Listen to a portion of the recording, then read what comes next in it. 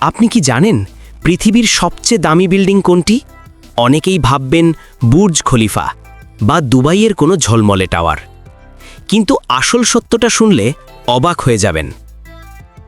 Burj Khalifa বানাতে খরচ হয়েছে মাত্র $1.5 বিলিয়ন, আর বিশ্বের সবচেয়ে দামি বিল্ডিং বানাতে খরচ হয়েছে প্রায় $130 বিলিয়ন।